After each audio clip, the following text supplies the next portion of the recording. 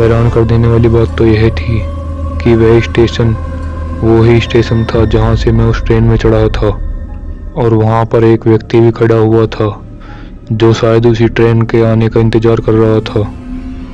मैंने उस व्यक्ति को ध्यान से देखा तो मेरे पैरों तले जमीन निकल गई।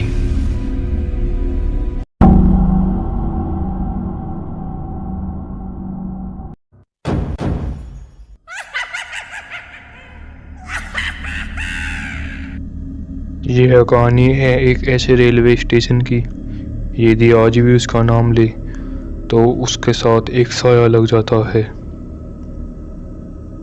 मैं अपना एग्ज़ाम देने के लिए मेरठ से दिल्ली जा रहा था। मैंने दिल्ली जाने से पहले एक टिकट बुक कर दी थी। मैं करीबन शाम के 5 बजे के आसपास एग्ज़ाम देकर कॉलेज से बाहर निकला था। सर्दियों का मौसम होने की वजह से शाम भी जल्दी ही हो गई थी। मैंने आने के लिए भी कोई टिकट बुक नहीं किया था। मैं रेलवे स्टेशन पर जाकर लोकल ट्रेन का इंतज़ार करने लगा। उस समय रेलवे स्टेशन पर कोई नहीं था और मैं काफ़ी लेट हो गया था। मैंने अपने हाथ पर बंधी वॉच को देखा तो 9 बज चुके थे और अभी भी उस रेलवे स्टेशन पर कोई नहीं आया था। मुझे धीरे धीरे सब कुछ अजीब सा लगने लगा।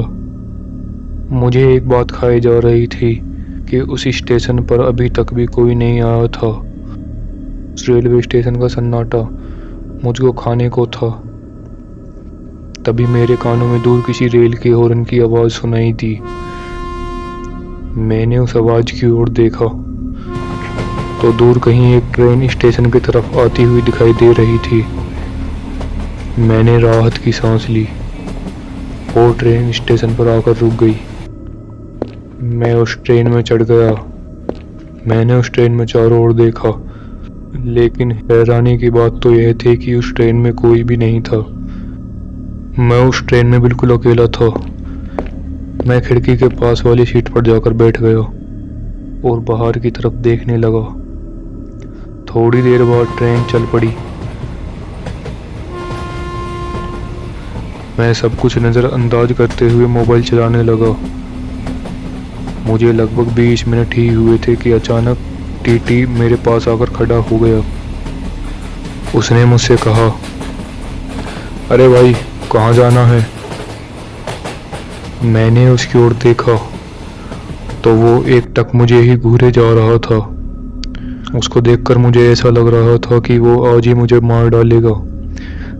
मैंने उससे कहा, मुझे मेरठ जाना है। उसने कहा, ठीक है। मैंने उससे पूछा, अरे भाई, इस ट्रेन में मुझे एक भी पैसेंजर नहीं दिखाई दे रहा है, क्या यह ट्रेन बिल्कुल खाली है? वह बिना कुछ जवाब दिए मेरी तरफ देखता रहा। मैंने दोबारा उससे पूछा, अरे भाई, कुछ तो बोलो। उसने कहा, खिड़की से बाहर देखो, तुम्हें सब पता पड़ जाएगा। मैं उसकी ये बात सुनकर हैरान रह गया। मैंने खिड़की से बाहर देखा तो ट्रेन एक जंगल में चल रही थी। थोड़ी देर बाद ट्रेन स्टेशन पर आकर रुकी। हैरान कर देने वाली बात तो यह थी कि वह स्टेशन वो ही स्टेशन था जहां से मैं उस ट्रेन में चढ़ा था, और वहां पर एक व्यक्ति भी खड़ा हुआ था जो शायद उसी ट्रेन के आने का इंतजार कर रहा था। मैंने उस व्यक्ति को ध्यान से देखा तो मेरे पैरों तले जमीन निकल गई।